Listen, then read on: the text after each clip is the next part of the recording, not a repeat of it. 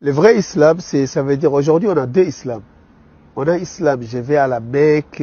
ouais, Andrew Tate est devenu musulman, machin, truc est devenu musulman, je vais à la Mecque, je suis même pas concentré pour aimer Dieu, je vais à la Mecque, le plus important pour moi c'est prendre la photo devant la Kaaba, même je fais le tour de la Kaaba, faut que je filme, ça c'est l'islam matériel. Ça, c'est un islam stérile. Et d'ailleurs, aujourd'hui, on se vante qu'on est 2 milliards de musulmans, mais on se fait massacrer partout. On se fait massacrer en Inde, on se fait massacrer en Chine, on se fait massacrer en Russie, on se fait massacrer en Europe, on se fait massacrer en Israël, on se fait massacrer partout. Donc, c'est pas le nombre qui compte. C'est parce que c'est un faux islam qu'on est en train d'inculquer les gens. C'est l'islam aujourd'hui qui sont dans les grandes capitales des pays arabes ou des pays qui se disent arabo-musulmans. Mais le vrai islam, ça veut dire celui qui vraiment prend ses racines dans le Coran et dont le principal objectif, après l'unicité de Dieu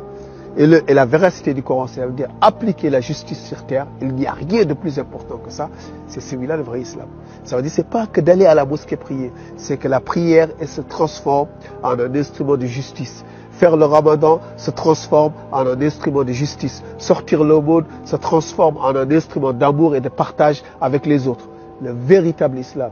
que le prophète il a enseigné, il est complètement à l'opposé de ce qu'on vit aujourd'hui là dans les capitales arabes ou même chez moi aujourd'hui dans la capitale de Dakar. xam nga man damay faral di wax ne soo xoolee ci li ñuy tuddee le monde islamique en général dafa am ay xeetu question yoo xam ne dañ ciy attardé wu maanaam dañ ciy tardeel seen bopp ci fi jamono toll di 21e siècle nga xam ne technologie avancé na ba yegg fenn fi xeetu xam-xam yu baree bari moo xam mi médecine wala domaine bu mu mën a doon wàllu science wala lu mu mën a doon soo xoolee ci àdduna bi da ngay gis ne nit ñi am na foo xam ne fa lañ ci toll mais da ngay gis li nga xam ne moom la ñuy tuddee le monde musulman xam naa entre guillemets li ñuy wax le monde musulman daanaka da ngay gis ne yooyu dañ caa des ginnaaw ba mu ëpp àpp te ñoom jàpp nañ na kat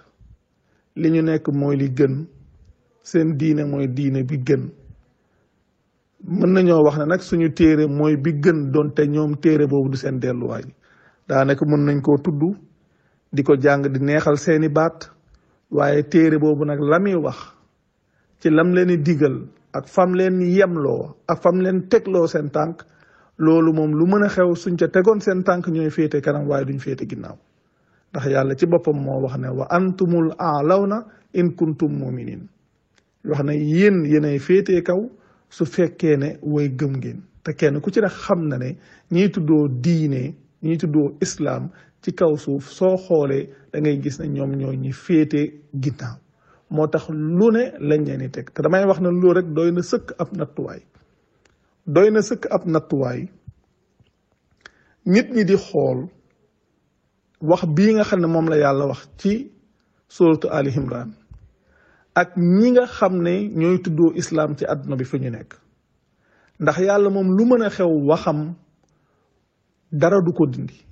lu mu wax ba keroog àdduna tukki mooy doon dëgg